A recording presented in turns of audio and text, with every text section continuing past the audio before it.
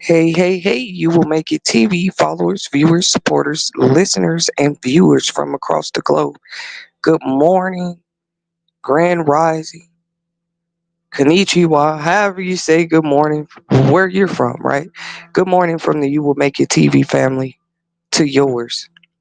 The reason I know you will make it is because I've been making it through things lately that I never thought I would even face. Feel free to check out some of our inspirational quotes, messages, content, and inspirational messages. You just go through our shorts. We appreciate you guys' support with the views. Please remember to hit the like button on any of our videos and content. We ask you of that for sure, because we know content creation is a job in itself too. I actually enjoy doing it a lot, so I want to get a little more versatile. I don't know about y'all as creators, but I've created from a lot of different places in life, and I haven't even been doing this long, okay? But I've created content after work, before work, held down a job, had a baby in my stomach, still created content. Uh, Sometimes it looked like waiting till the kids were at school to create content. I actually find it interesting challenge, if you will, to find times or scheduling or, you know, a routine for myself. So as we grow with the content creating, because this is a little different for me. Anybody that was a part of the Crown Publishing content family knows mostly, uh, my reasoning for bringing my presence to YouTube was to more promote my publication services 2.5 years ago. But it's crazy, man, how you get better in one skill. And those services, yeah, what is a service? It's something you offer to others in hopes that it will help them in somehow. So it's not that we don't offer those publishing services anymore. As a matter of fact, you can contact me at makeityoui01@gmail.com if you're still interested in. Uh, just because I haven't been promoting our services doesn't mean that I'm not still skilled in that area or not still available to help you with your possible content or book creation needs. Okay, guidance, whatever you might need. Feel free to subscribe to my other channel as well at Crown Publishing Content right here on YouTube if you'd like to find out more information about what we were doing on that side of business. So I'll never stop writing. I'll never stop being a self-publisher. I'll never stop being the type of publisher who wants to help others when they want to put out some content that makes them feel good about themselves. Okay. I already shouted out their email though. That's like a updated way. You don't want to contact any phone numbers, any information on the Crown Publishing. I never got to come out and say that. This is our new channel here. You will make it TV. Okay, my second attempt at a new channel. Uh, Crown Publishing Content. I don't want y'all reaching out or trying to go to the website or call any numbers that we were promoting when I was on that channel. Anybody can go look at that channel and see I haven't even uploaded any content over there in almost 3 months. So it's just common sense to me. You don't email a channel that hasn't even been posting content, not on that channel, but over here at You Will Make It TV, we have been. I'm just giving that openness to you guys, that invitation. You are welcome to inquire, question, or comment anytime uh, for those things to make it you will 01@gmail.com. Okay, especially if you might be interested in collabing or just have questions, or I'm trying to get back in the right space. Maybe a lot of y'all haven't had a baby less a year, a little over a year ago, right? This podcaster did. And wow, I mean, talk about growth. I mean, I had no choice to whether I was ready to have a new baby or not. She came. And right, it's like I'm not gonna stop doing what I love to do. If anything, my little baby is seeing me more in this light. Why is mommy in front of a camera so much? Why is mommy always talking? Cause it ain't on the phone I'm talking to people no more. I felt I should come to one space more regularly, one platform, and speak my mind. Imagine trying to speak your mind to 20 different people every day. I don't care who you are. That's a lot for anybody. That's why you do have what you call advocates. It's funny when I mention advocates lately, the past 3 years of my life, nobody really wants to do that. I mean, people might be willing, but let's talk about what true advocation is. It's like truly representing somebody, representing their truth, representing their stance, representing why they feel the way they feel. All I know is I've had my share of advocating for many. I can't say how they benefited them or broke them or not. I would say for the most part, if I ever advocated for somebody, I saw great things happen for them, or I seen them access, uh, uh, unfold, unlock whatever place it was in life they were trying to get to. That's all advocation is. It's not doing the work for somebody, and you don't have to be a professional to advocate for somebody. Okay, hit that like button if you agree. Avocation is simply like another word for representation.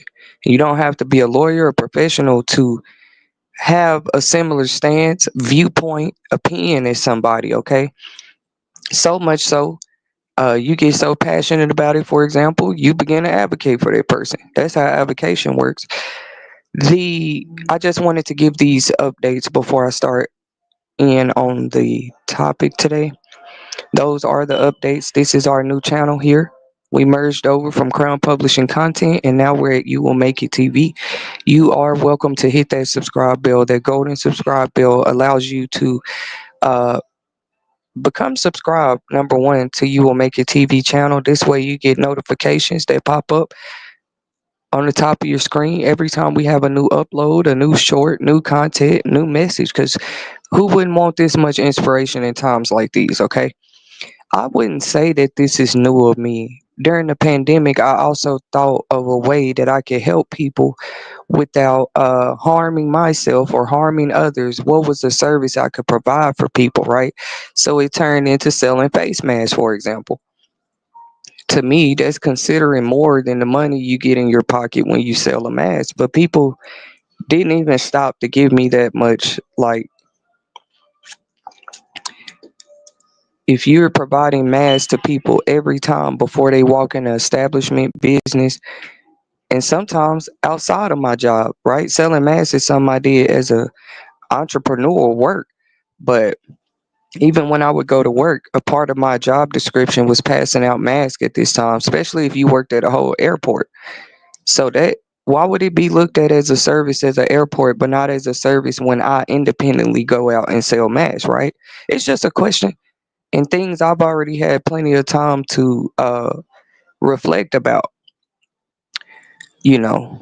So I feel like with or without a team, I've had enough experience to know I don't need anybody's avocation is great, but I don't need it at the end of the day to want to pursue my dreams, goals, and things in life. And you wouldn't believe it. People are always watching. That's what tells me personally, like when too many people are pretending they not watching, it lets me know personally they're watching, you know? I asked on one of my shorts the other day, I did a skit and it said, man, I wonder was this many watchers around in the beginning too when I was being molded? For sure, God had to first create us before we were even prepared to be presented to the world. And that's straight out of the mother's womb. He had to take the time to mold me somewhere long before I was even in existence here. But were there so many watchers then too? I call them divine watchers. It was probably people watching from heaven, hell, and earth. The day I was being molded, the way that I look at my present, there's no way you overlook a person for 33 years and then notice them. You always knew something about them. You knew they existed. That's enough. Oftentimes we're focused on what they how they exist, why they exist, who brought them into the world. Like we can be so earthly minded, you know what I mean? And it's hard to live in a world where so many people are earth minded condition and you're trying to talk about spiritual things and you get called the crazy one. I want to start sharing more revelations, dreams, visions I've had, and that doesn't make me a false prophet because I didn't before. See, expansion requires it's a process in itself. That's why when you blow up a balloon, it takes a second. That expansion, that full blown expansion, does not happen in one setting. It may have happened for some people like that out there, but it's something I keep faith and hope about as an individual in life. Because I wear many hats, many roles, and literally sat there and watched the devil try to come in my life and attack every area of, you know how a woman can say I wear many hats, right? It was like slowly seeing the devil try to burn every hat that, because see, you can burn a hat, but that doesn't deplete the fact that it was once a hat. And me being a storyteller and somebody who loves stories, that would be a story I have to hear. Like some people, that would be the end of the story to them. Well, you wore a lot of hats and they burnt your hats. That's the end of the story. To me, I would want to hear, what were those hats? For sure. You said you wore one as a queen, you wore one as a mother, you wore one as an office receptionist, you wore one as a sister, you wore one as a daughter. That's a lot of hats. You didn't even say wife yet or anything else. But the hats I did have the privilege and honor, and I call it a privilege because every experience is a gift, is a blessing to me. And they can sit here and throw a million bad experiences and wonder why I'm still so grateful for life. But that's because every experience, I'm going to be just as grateful. I'm trying to be that person for that bad experience as I was for that miracle I didn't expect. Because either way, it's an experience. Either way, even that bad experience is proof that I'm still alive, because an experience is just something that you overcame, like you experienced it. The quote on the title today says surrenders versus victims. Okay, another revelation or something else that I've been pondering upon lately that I would like to take the time to share with my fellow peers on today, especially in these last evil and turbulent days, days that people are looking for hope and peace like never before, and not the same things are giving them that. Have y'all noticed that? Anything that once used to fulfill us, it don't even feel the same no more. Some of the food don't even taste the same no more. You see what I'm saying? Anyways, it be things like that that lead to me having these topic discussions. We call them discussion digest over here at You Will Make It TV. I was trying to also start a regular routine with this channel. We still are going to keep that moving forward with the Monday $1 million Monday stories. $1 million Monday stories are stories that nobody would believe unless they were there. You guys are welcome to forward your stories. You can remain as anonymous as you would like, or just put your username. But we would like to share your stories with some of my stories on Mondays, because I know I'm not the only one that has encountered or experienced certain stories while nobody else was there. Like, stories that people wouldn't believe unless they were there. So, yes, you are invited and welcome to forward, leaving a subject title, $1 million Story Monday. So I know what it is when you send it, and then we go from there. That's what it's going to be called, though, guys. $1 million Story Mondays.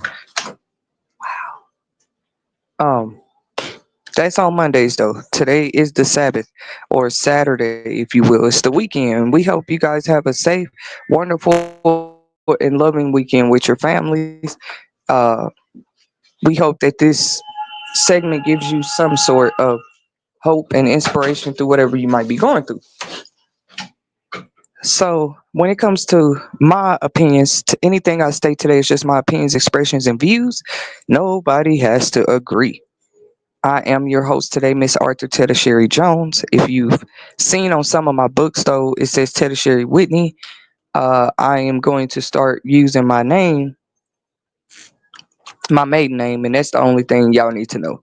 Because I know some of y'all been following me for a minute, like, wait a minute, she putting Jones on everything for her signature now. But that's the beautiful thing about maiden names. You can still use it when you need to, so, or if you want to. To feel bound to anything, this is a quote I wrote, okay, that inspired this topic: surrenderers versus victims. What's the difference? How do they even correlate? What does surrendering have to do with victimization at all? What is a victim? What does it mean to surrender? We're going to talk about this a little bit because you probably never heard it like this before. Um,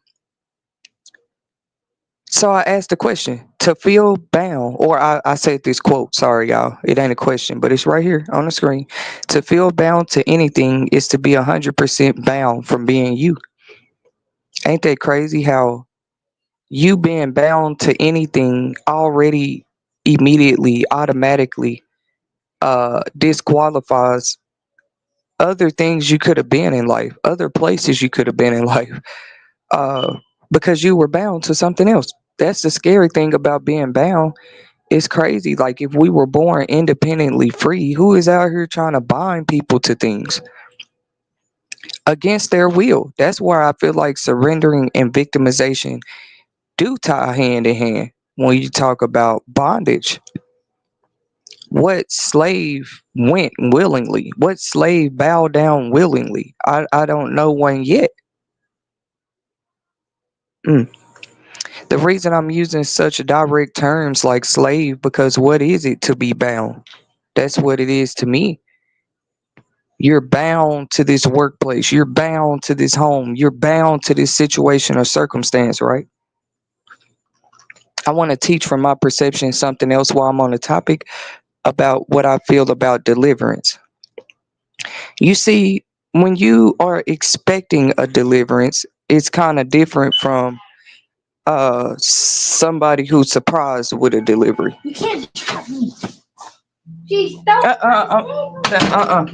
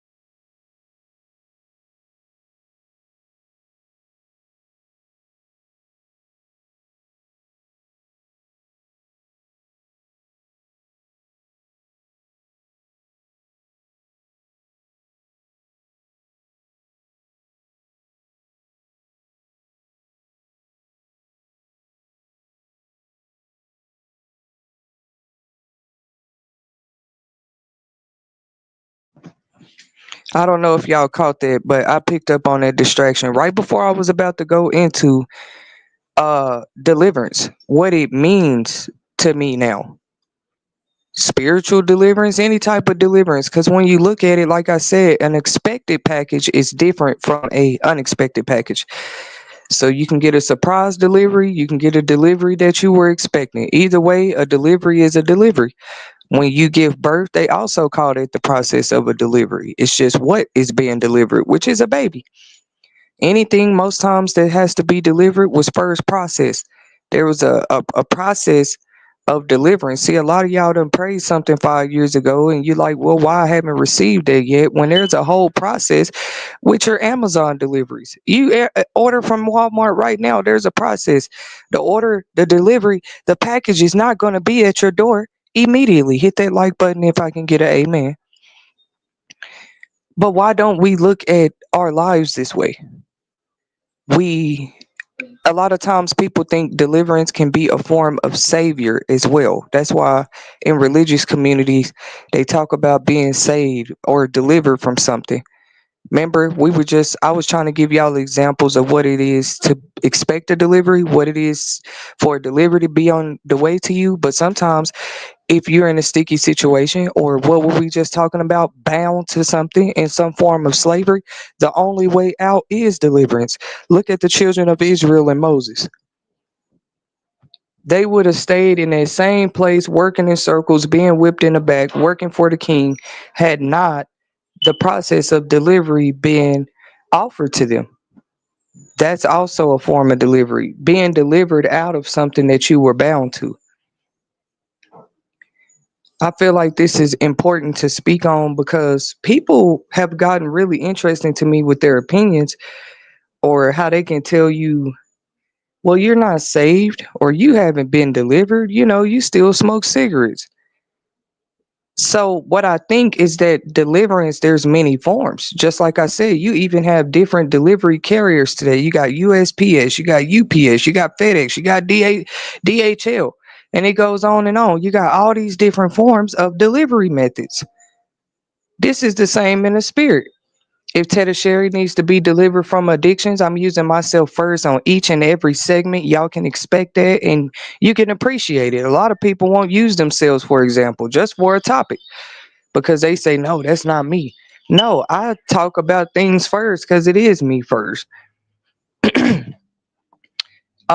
If you need to be delivered from something, this has also always been considered an ancient spiritual ritual to unbind yourself from something, to detach yourself from something, to, what do you want to call it, neglect something. I feel like neglect is real, but we neglect the wrong things in life. We oftentimes give more attention to the things we want to give attention to, and the things that really matter slowly but surely fall neglected. It's sad, right? It's sad to hear when I put it in those words, but it's true. We do it every day. We put more time into our jobs, therefore now our home is a little more neglected. You look up, you ain't washed dishes in 2 weeks. You've been busy working 12 hours a day. Your daughter feels like you haven't been there. You've been busy working, you've been busy fighting battles, you've been busy defending your name every chance you get. But did something else get like neglected through you doing something you felt like you needed to do at that time? See, a lot of y'all parents with grown kids out there, you'd be surprised if you sit down and talk to your grown kids about things they felt like you missed with them. That's why I personally am not gonna let anybody's opinions, discrimination, none of that, especially against my parenting. That's not gonna fly because I remember too many other parents and how they raised their kids and how their kids said they felt later on. I'm talking about in their 40s and 50s. I know people right now mad at family members in the grave. Like, it don't get no more deeper. It don't get no more clearer of why people need deliverance. Because to me, how can you sit there and keep a hatred in your heart for somebody who's already dead? What is the worst penalty that they can get? They are already in the grave. They are already buried. They are already soulless. But to be honest with y'all, there's people out here that still have spite, anger, envy, hatred, unforgiveness. And I'm telling y'all, it's against people that is in the grave. Arthur Tetasheri wants to be an example today and let you know, that's, if you didn't know, that's not normal.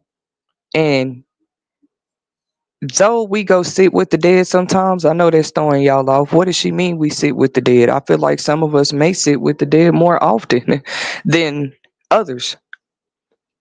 And you're a liar right now if you heard what I just said and you say you don't sit with the dead, but you have been to a funeral home before. You have been to a grave site. Some of y'all go visit that grave site every year on such and such's birthday.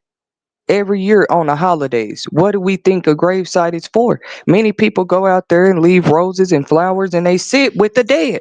That's the words I use. Hey, uncle, I miss you. They sit at the grave site and talk to their loved ones.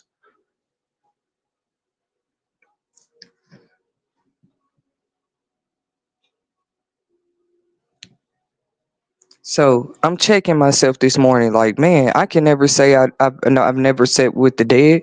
It's many times and moments in my life something happened, and I know that a loved one I used to love is dead.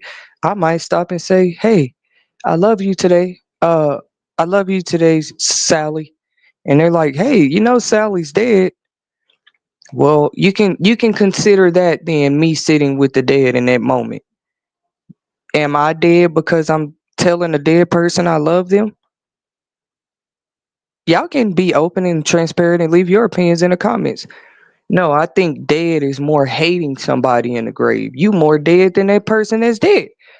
Cause they have grasped the concept that their time was up. They couldn't do nothing about it. They're already in that position, but you still out here speaking on the dead. Now we do speak on the dead, especially when it comes to fallen soldiers, people who died to pave way for us in life and in future generations. That's a good reason to talk about the dead. It's still a form of sitting with the dead. Every year we celebrate something called Martin Luther King Day, for example. That's sitting with the dead. I'm just finna break down how there are right and wrong ways to do that, in my opinion, and how it pays us to pay attention because there is a difference, ladies and gentlemen, between surrendering and being a victim to something. A victim, in my opinion, is somebody who had no choice at all in the matter. Something they were victimized by something. They didn't see it coming. They didn't know what time. They didn't know who was behind it. Sometimes you do. I'm just saying that kind of victim is a little worse. Like you don't even know who's behind it.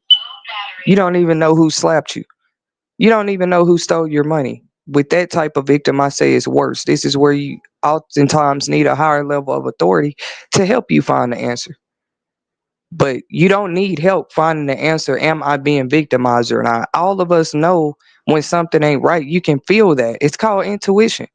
What I hate is how the world try to control. If you look at the new age spirituality era, people will try to control your very intuition, ladies and gentlemen. Are you woke? To you, intuition might be third eye. It might be your soul, man, your inner man. Uh, some people call it woman's intuition for women, but we do have it. I learned that it's very real for your body. You don't even know why. Your mind to just suspect something. I wouldn't say that's looking for a problem or looking to say that something is always going wrong. But see, people try to make you doubt and judge your own intuition that God gave you. You were born with intuition, just like that little nudge inside that tells us something is right or not. It's women out here can tell y'all right now they knew they were pregnant right after they had sex. They could feel it. Their intuition told them they were pregnant. Do y'all believe that? There's some women out there. If you're one of them, leave an example in the comments so that my listeners understand. There are some women that literally felt like a week after they conceived, they already knew they were pregnant. And it wasn't because they felt a baby kick, because we know a week into it, you can't even feel the baby kick yet.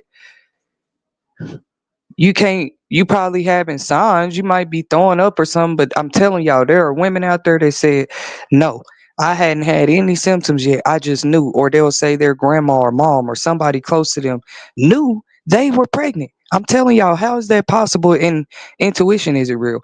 Somebody had a dream about some fish. Somebody had a dream about a baby. That's still a form of intuition. You unconsciously were aware of something else about another. Consciously would be what you know for sure because you saw it with your eyes, you felt it, you saw it with your own ears, you heard it. But unconsciously, nobody told you nothing. That's what unconscious is. You're unaware. You're not even woke. So a person in that state, how could they know anything if intuition isn't real? See, the enemy has operated out of a place of secrecy for so long. We forgot we were born with secrecy. It's like we were born openly, but we were born in secrecy. This is what I mean. Like, you didn't know, your parents didn't know what you're going to be 10 years later. That's the secret. What y'all mean? They didn't know who you are, and you only have the name you have because they named you that.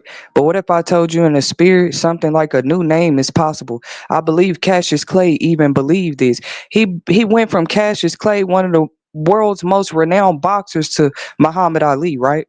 Y'all do know that is more of a Muslim address name. He changed his own name. He didn't sit here and wait on. No. Now he said, if I carry myself a new way, I need a new name. We were talking about deliveries, right? People don't understand that delivery is necessary. It's inevitable. It's not a question. You have to be delivered. You're only what you are because of the environment you were raised in, the people you know, what they named you, what race the people were that came together and made you. That's how you are who you are. But what if you could unlearn everything you know today and relearn yourself? We see that it's not normalized because the people who do choose to do that, I use Muhammad Ali for example. Now, Dr. Martin Luther King probably didn't change his name, but his actions showed. And even with a man that great, they still found reasons to nitpick with him. Well, he cheated on his wife. He was doing things on the side with the FBI. I done heard it all. And this man is in the grave. That's an example of what I'm talking about. They rather dig up what were his secrets. Who was he secretly cheating with? Was he a good man to Coretta Scott King? No, but there are proven percentage rates of things that changed while he was alive, while he spoke his peace, while he led his mission to love and peace and unity. There's like whole factual evidence of things that movement uh delivered, good things, good changes, and also negative ones. Delivery is delivery, but it's how you deliver. uh It's when you deliver. It's how strong you come when you deliver. Is anybody catching it? See, I always try to teach people from my observation that deliverance is going to be different for everybody. Now, the children of Israel, for example, that were led out of captivity by Moses and God, their delivery, it was similar. Like you had a grove of people, a big group of people who were delivered at one time the same way, but it doesn't happen that way every time. See, we try to get together in church sects and religious sects and spiritual sects and groups and control the way that spiritual things are delivered. That's where, to me, mankind has made a huge mistake. How are you going to control how something is spiritually delivered to somebody? You might can almost get away with that in the natural world, but that's still illegal. It's like literally in the regular 3D natural world with no spirituality conversations involved at all. It is illegal to open somebody's mail. It is illegal to tamper with the delivery of somebody's mail. It is illegal to tell somebody they don't have no mail and they do. It's all a form of mail scam, delivery scam. Okay. Now, in the spirit, why wouldn't this be the same? Why wouldn't people at least consider that it could be the same? Like, if a bad guy, if a villain right now tried to bring a proposition to me and say, "Hey, let's change the delivery in the spirit for somebody," I would be the one in the room to have to address that possibility. You do know tampering with somebody's delivery in the spirit can be dangerous for you. Even in the natural world, playing with somebody's delivery package can be penalties for you.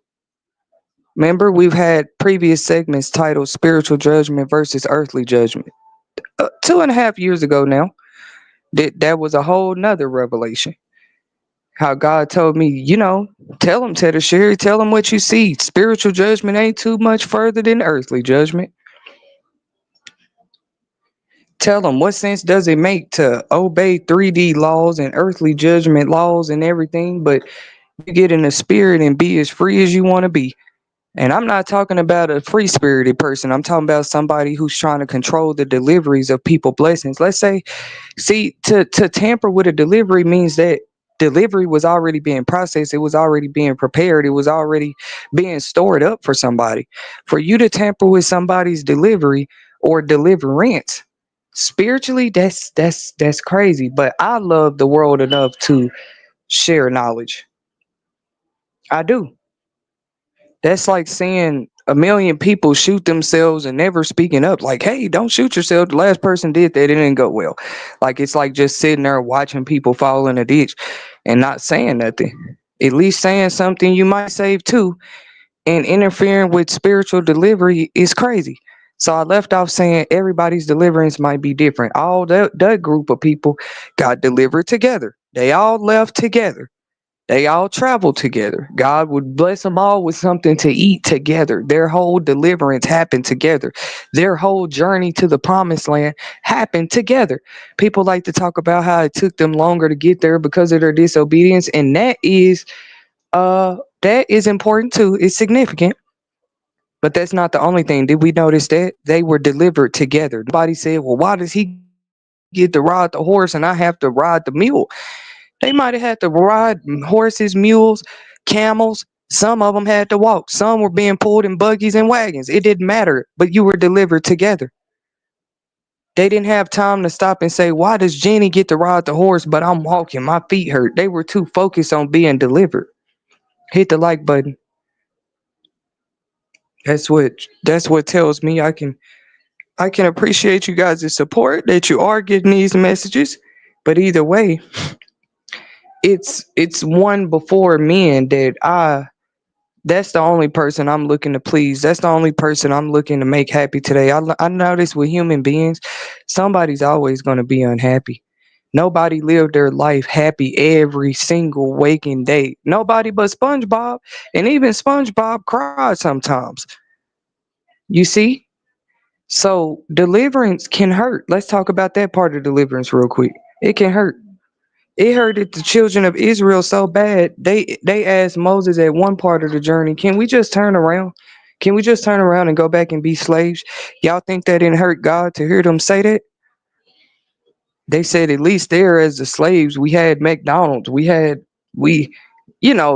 they didn't have McDonald's back then, y'all. I'm trying to give y'all an example of what their complaining was like. At least there we had this and that, and I mean we had to get whipped in the back sometimes, but at least that's only if we're not doing our work. They begin to try to compromise their own deliverance. Because as y'all see, it got to a point where even the devil couldn't compromise their deliverance anymore. Pharaoh had to let them go. But now the enemy stepped in and tried to have them compromise their own deliverance by giving them thoughts, by suggesting thoughts that they go ahead and turn around and come back to slavery. Well, they couldn't suggest that. They could suggest it. That's what I think about suggestive thoughts too. It's exactly what it sounds like. It's a suggestion. But you don't have to bow down to that thought. You don't have to surrender to every thought that comes to your mind. What I do think we are seeing more today prevalent is just more people speaking their mind.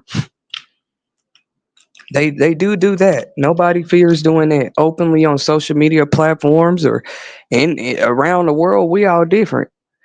I already knew there was enough people talking. We got enough talkers or speakers in the world. It's like, what am I talking or speaking about? Do we have enough of those? Right? It's my opinion on the matter though. So deliverance can hurt. So if you think about the deliverance, the whole thing about it, the process, the the travel, everything about it, getting into the person, getting into the right person, it's a process.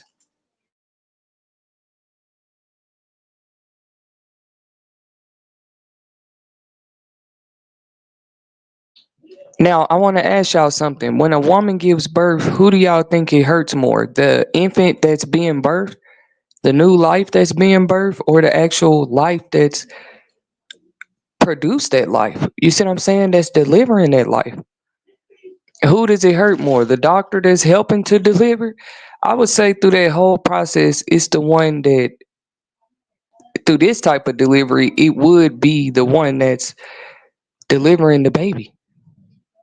That's why I say sometimes deliverance is gonna hurt. It's gonna make you feel like, why did I even start this journey? Why did I even want to be delivered in the first place? I had to break it down like this just to say at the end of it all that, everybody's deliverance is going to be different. Some people's deliverance comes straight through their obedience.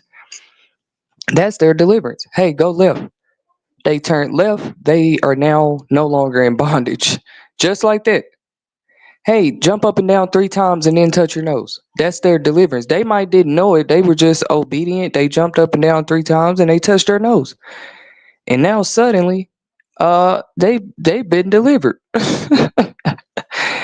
And so that's what I'm saying. Some people can literally obey their way into deliverance, just like you can disobey your way out of something. You can also obey your way straight into something. Of course, oftentimes when you are obeying, you're going to be tempted to do what? To simply disobey. What else can you be tempted with when you're being 100% obedient or being as 100 as you can be? How else could you disobey? But by compromising your own self, but by convincing your own self that your work is not significant, but by doubting your own self. This is what the enemy comes to make us do: trick us out of our own spots. And like I said, to feel bound to anything, in my opinion, this is my quote now, is to be 100% bound from being you. To me, nobody's in their natural state of being them and they're being like bound against their will to something. You cannot say a person in that state is the same. They would be the same in the state of being free. All of us are going to be different people in a state of bondage versus a state of freedom. Leave your opinions in the comments.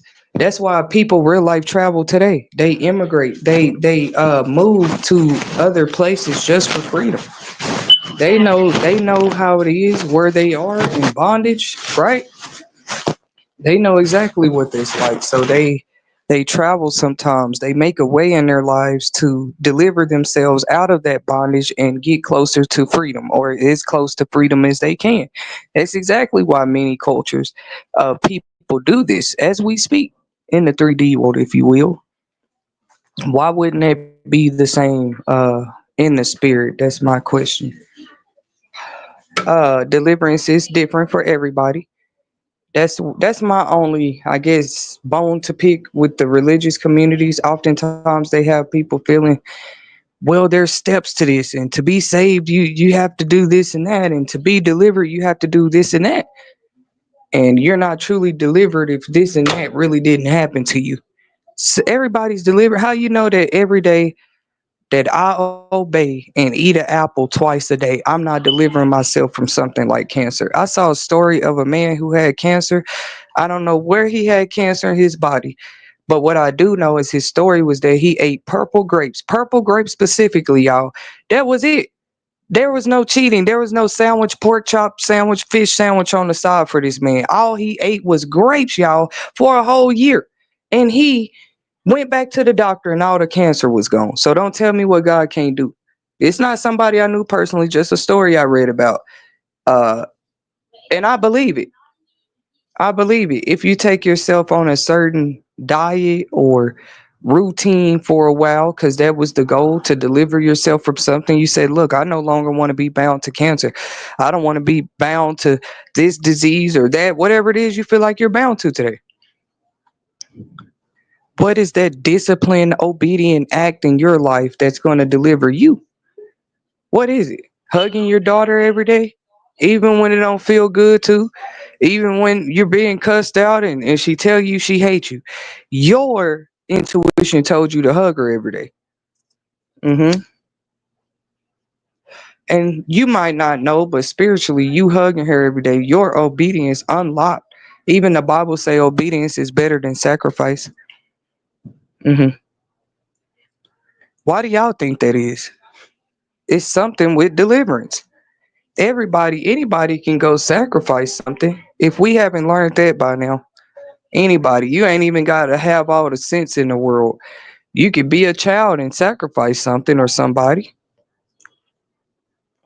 But the Most High God, the God that I'm referring to, He says, in his eyes, King of Kings, Lords of Lords, God, Most High God, all seeing eyes said this: obedience in my eyes is better than sacrifice. See, a lot of times in my life, I didn't know what was going on. I made all these sacrifices. That'll hurt anybody to feel like they made all these sacrifices and it wasn't beneficial to them, because that's not how sacrifice works. First of all, that person would have a right to feel that way. I'm just giving y'all a little testimony. Things that God has allowed me to experience and brought me through, in my opinion, to be able to share with other people.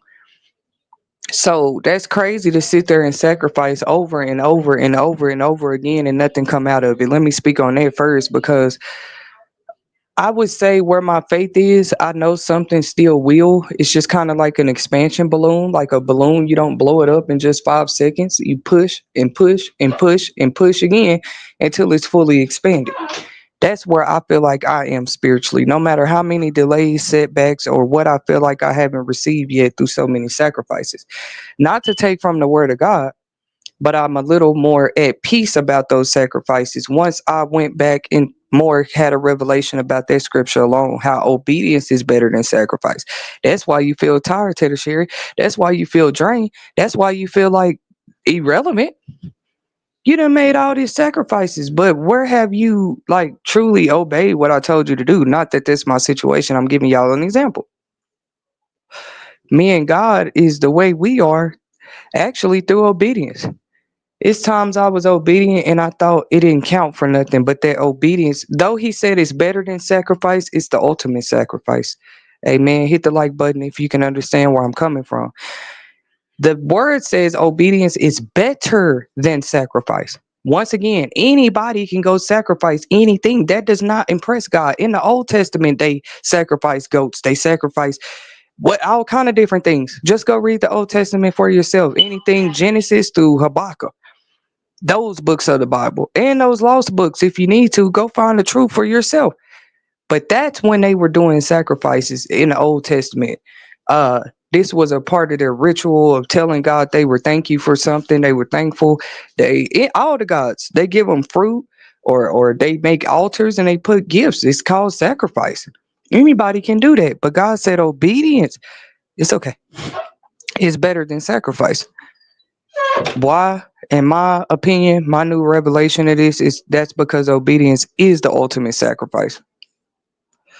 How can we obey? Maybe God tells you don't sacrifice that person, don't go that place, don't spend that money, don't do this or that. It's sometimes I feel like he set a lot of us up. He literally gives you an act of obedience that he commands just to test you. You obey or you don't. It's so funny how people would sit back and try to compare blessings and spiritual rankings and all of this, but this is I'm just trying to help people. This is how God weighs it. You telling God, well, I've done all these sacrifices. There's no way that's a better person than me as far as character. But that person that you speaking on has been more obedient, which is the ultimate sacrifice. And this is told to us in the New Testament. Obedience is better than sacrifice. I don't want y'all sacrificing rams and babies and money and doing all this no more. God said that. God came on the scene and said it himself by coming in the form of in the flesh of the Son. I don't think any of the religions are wrong. I have a new perception. I believe every form of truth came possible. Whether it came from the aliens, it came from another species, it came from a prophet. It's really all saying the same thing. And God presented this same truth in 20 different ways. Do y'all believe that's possible? You can tell the truth, but you can tell the truth in 20 different ways too. So yeah, I believe there could be over 100 different religions across the globe, because this is all telling us the truth a different way. For those that said, what religion am I? I'm no religion. I know that every one of them tell the truth in its own way. But some people argue that we create a God for ourselves because we can't control our own lives. If that was true, we would be doing a great job with no God. And I ain't seen too many people do that. Even the Pledge of Allegiance has the word God in it. Um, if people was doing everything so perfectly on their own, it's just been too many evidence of people who couldn't. Not just starting with the Bible. Even Eve felt like she didn't need God's word. She didn't need to be obedient. Okay, let's go back to her. I can eat of this forbidden fruit, she said to herself. Surely I won't die. And see, that was a sacrifice, all right. But now I'm helping y'all to see the difference between sacrifice and obedience. It was a strict command. It was just a straight order. Do not eat off the tree. Don't go indulge in these things that are not for you to indulge in. Many people speak on Eve, but they're doing the same thing today. So if they were in Eve's position, they probably would have did the same thing. I'm gonna tell y'all what leads to disobedience sometimes. It's small things. That's why I don't trust nosy people anymore. Nosy can lead you to literal hell. Hell. And you can think I'm talking about the physical sense. You can be in hell, in my opinion, before you even get there. Uh just being disobedient, man. Eve, it was just an order like don't eat. That's crazy. That's like somebody giving you a whole buffet, but they say don't touch them shrimp. Whatever you do, don't touch that shrimp. I mean, how much more can you do to help a person? They go touch the shrimp anyway. But they think they finna sit back and judge another person life who did obey. It's just that the other parts of their life don't look like it.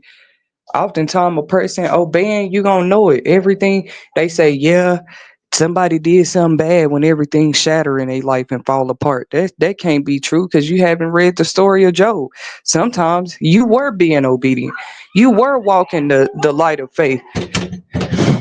You were doing what God called you to do. That's sometimes everything shattering around you is also evidence of, because I'm just here to shatter illusions today. We know things, but sometimes we need to be reminded of them.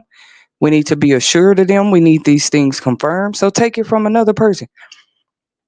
You know, the reason God said obedience is better than sacrifice, obedience is the sacrifice. You doing something that you wouldn't have chose to do. You're being obedient. That's something else somebody else asked you to do. We can't want people to do things for us. Back to the basics, back to square one, but we don't want to do nothing for others. If you see somebody even like me sitting back, even if it's for the past 3 years, and people been saying I'm selfish, they right on time. They right on cue. But that's different from a person you just talking about the past 3 years, or you talking about that person whole life. Cause I would know that my whole life I have been a help to others. I haven't just wanted help from others. When I could help others, whether I knew them or not, I did that. But it was funny, 3 years go by and we're just gonna make whatever we saw about the past 3 years of her life true. That ain't even right. Cause like I've been around longer than 3 years. We're gonna make everything the past. It's something about these past 3 years of my life. I don't know about you, ladies and gentlemen, but it's the time the devil really came in my life like it was a playground and just start playing on it.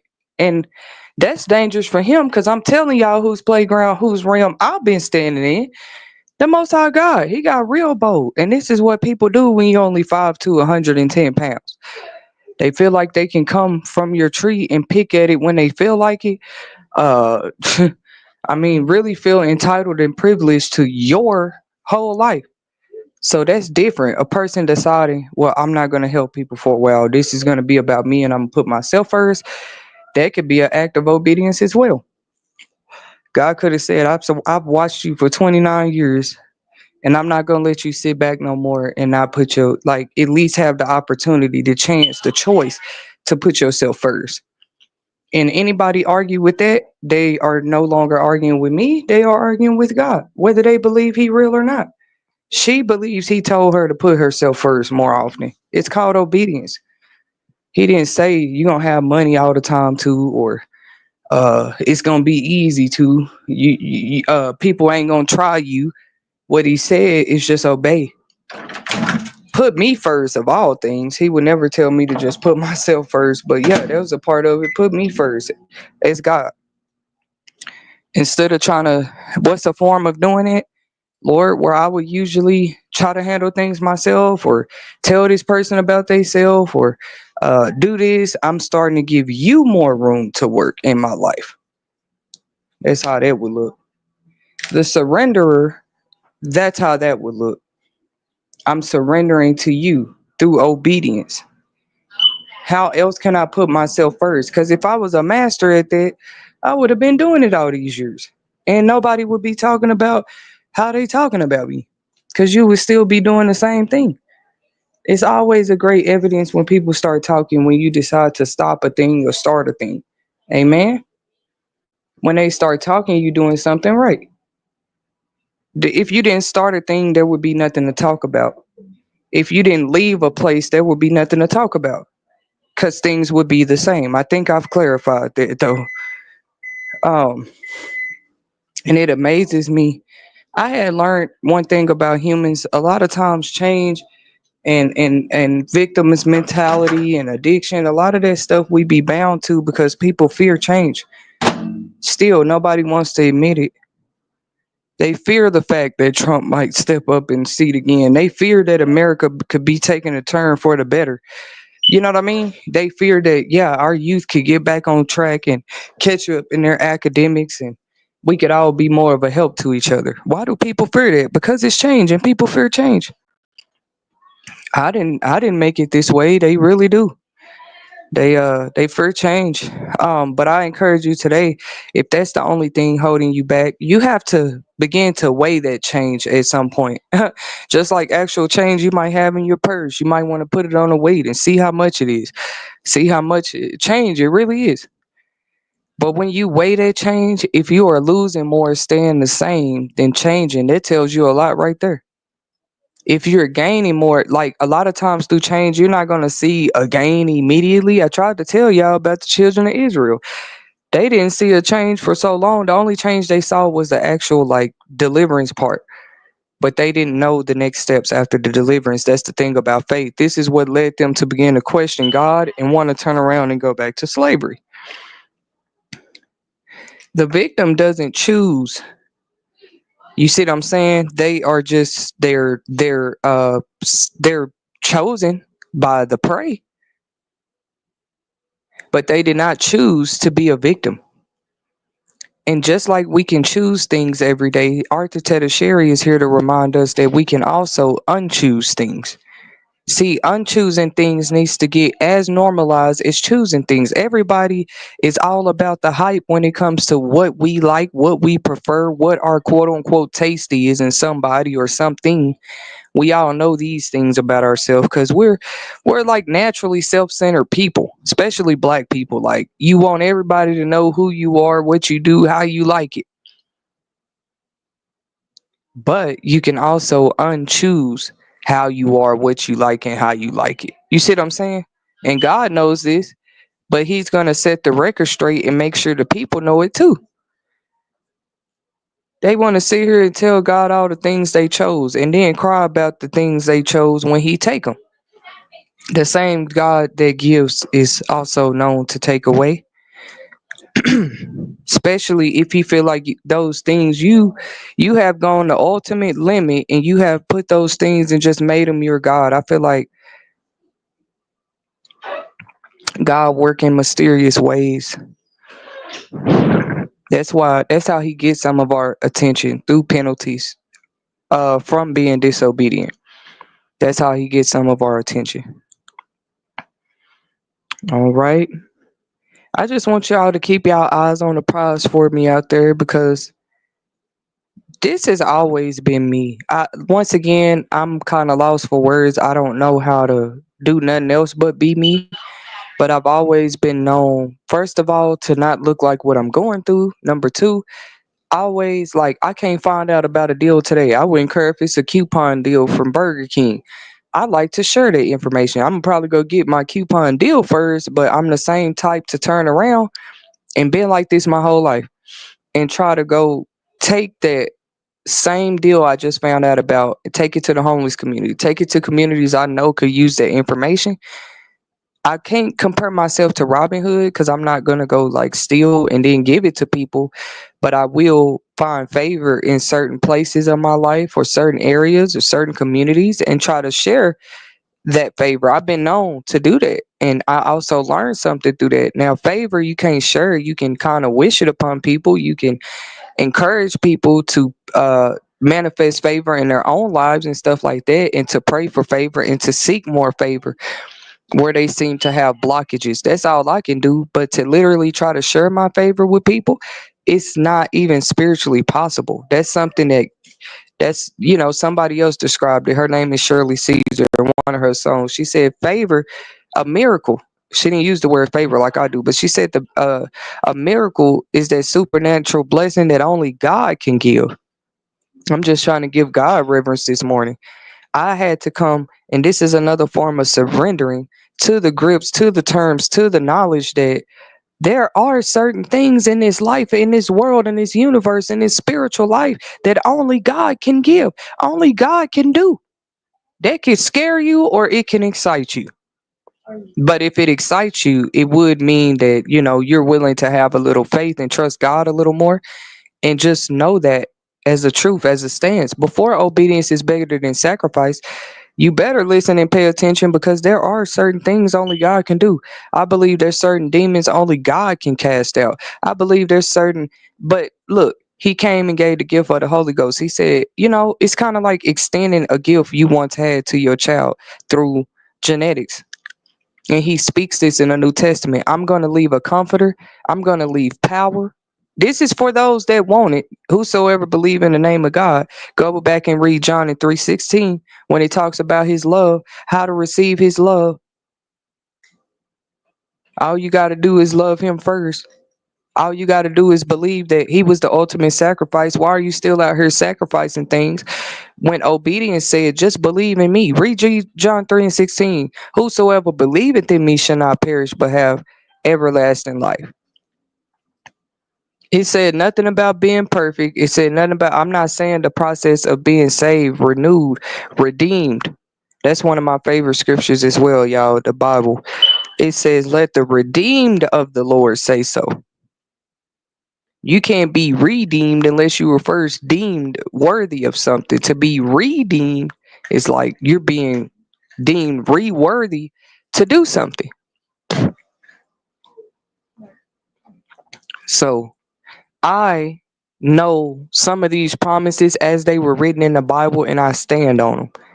If he said, let the redeemed of the Lord say so, it might have been 3 years, but what has this redeemed young woman in the Lord been saying? If he said, let the redeemed of the Lord say so, what have I been saying lately?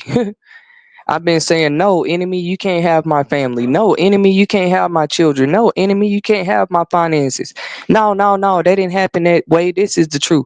Like truly standing up for what I believe in, because the Bible says, let the redeemed of the Lord say so. If I know that you have no reverence for God in your heart at all, you're not about to have the last say so over my life, when the Bible says, let the redeemed of the Lord say so. The day that you trusted God and set your heart and eyes on God was the day that you received your first spiritual ranking. You are now a step above the enemy's head. All the enemy can do is like try you, test you, tell you he don't like who you are. I mean, what did y'all think spiritually ranked people go through? Why do you think they handle it? It's almost like they got the enemies in one hand. You know how you juggle? A clown might juggle at the circus, like 5 balls in his hand. Not calling myself a clown. That's a talent. Clowns have talents too. Okay. But I'm using that as an example. Like when somebody juggles something, they are able to literally carry all those things at one time as they go in a circle. Or have you never seen anybody juggle? We'll watch that at the circus, but we see a single mother juggling and we just swear she wrong. She got her business in the earth. She got her marriage in the earth. She got her children in the earth. She got her job and her money and her finances in the earth. She got her stability in the air, and she's juggling all 5 things. I'm not too proud to say I would need God's assistance trying to juggle that much, because that much is what's on my plate. But and his assistant showed me that it's a lot on your plate, because some of this is unnecessary. You got extra spaghetti right here. You didn't even eat this cornbread yesterday. You don't even talk to that biscuit no more. Take some of this off of your plate.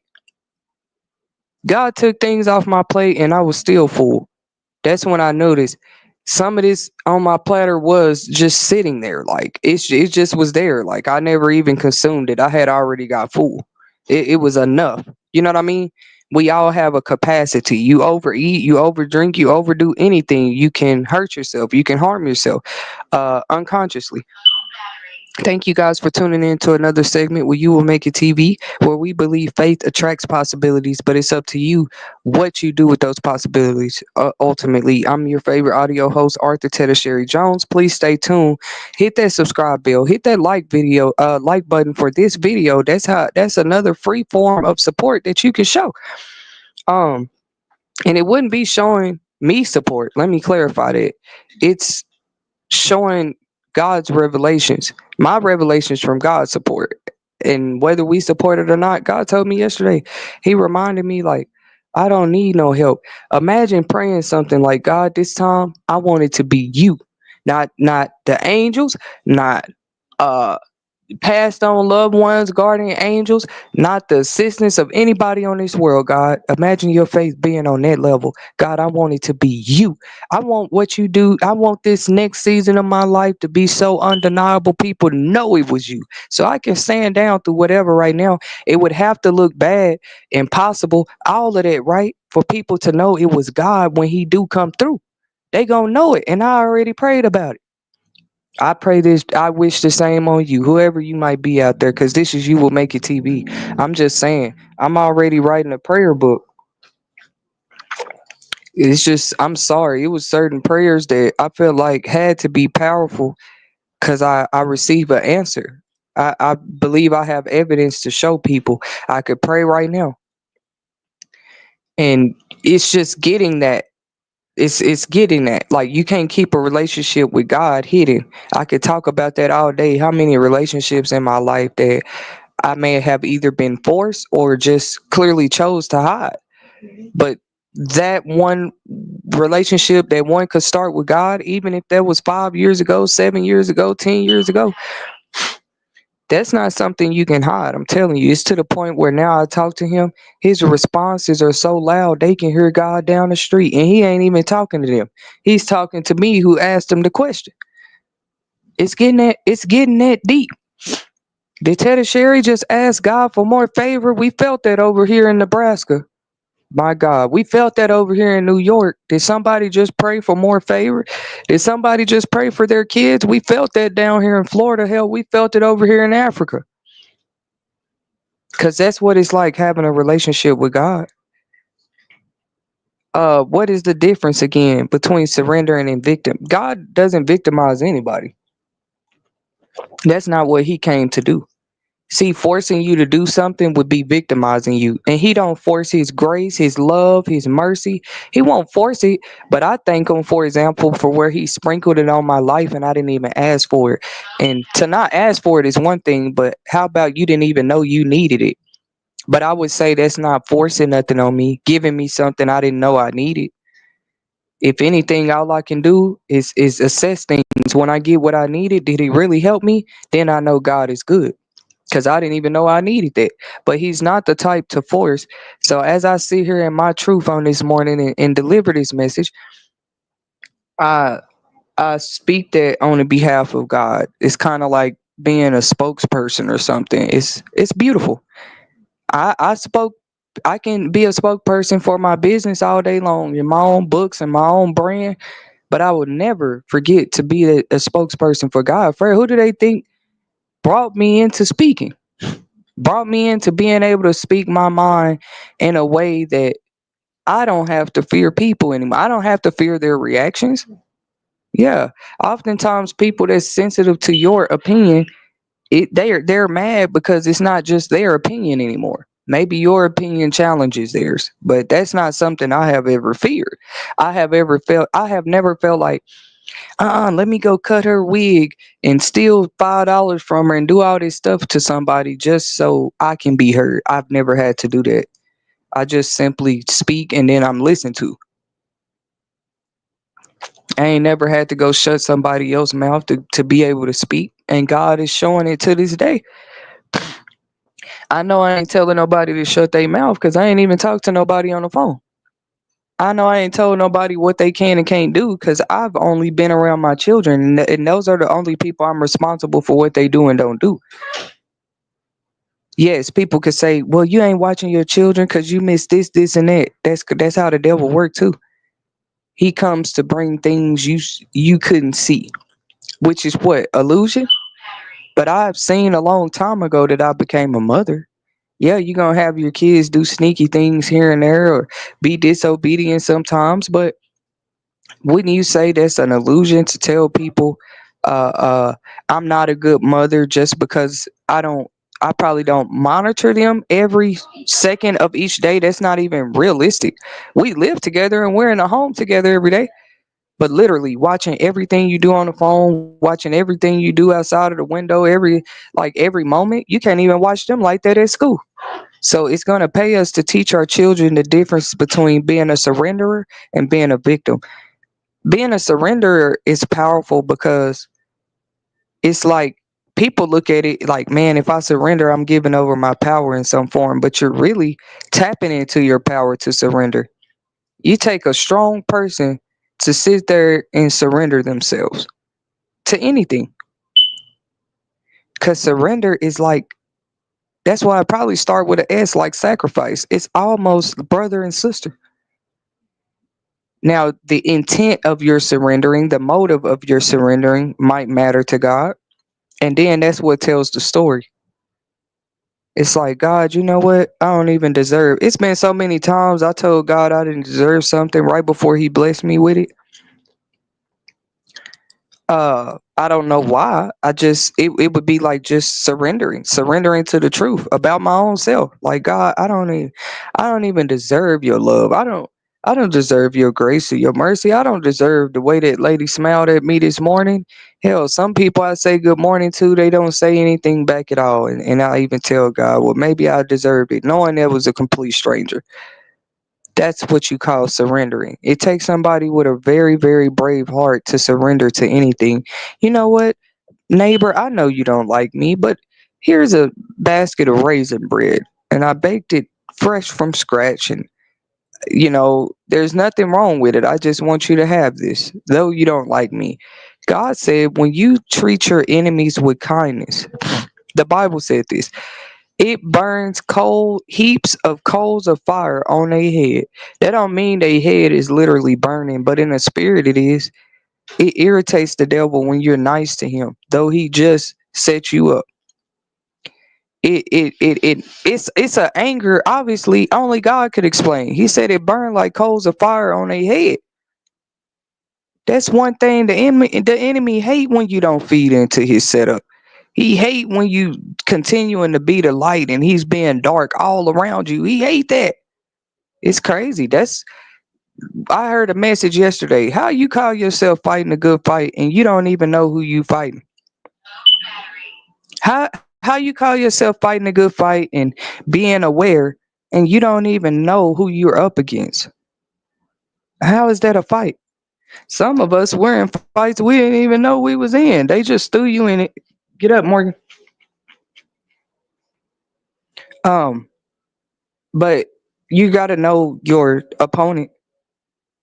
You have to. They used to scare me. Like, if somebody is my enemy, I could care less about what they like, what they do, where they're going.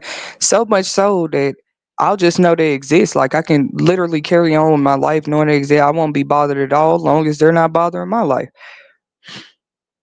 But I don't know. It's just crazy. Like, how you don't know who, if you don't know your opponent, how can you even call yourself a winner?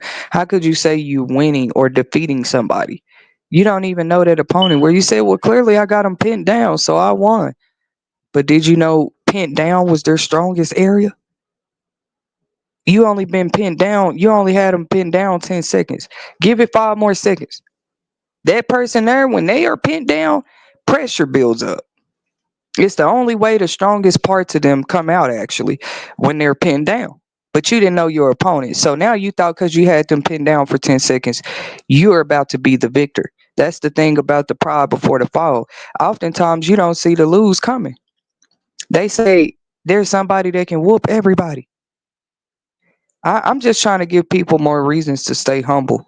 If you needed to be reminded that today, like, now to the Sherry, I whooped the last 10 dudes I fought. But remember this. I don't care who you are. You have to stay humble. There is always somebody doing worse, and there's always somebody better than you. That's all I need to know. That's all I know. Going to bed and waking up every morning. There's somebody better than me at podcast, at YouTube. There is. There's somebody worse than me too. There's somebody trying, and then there's somebody not trying at all. Like, it's a balance to everything if you look at it. And like I said, every religion is telling the same truth to me. You know you in trouble and you've been denying the truth when you got 500 different religions told you the same thing, but you chose to just stay there and focus on judging who all from each religion tried to tell you the same thing. Like, it seems like a waste of time. Stay tuned, guys. I have another segment coming up soon. Thank you for your support, and until next time. Uh, it's very cute, Kanai.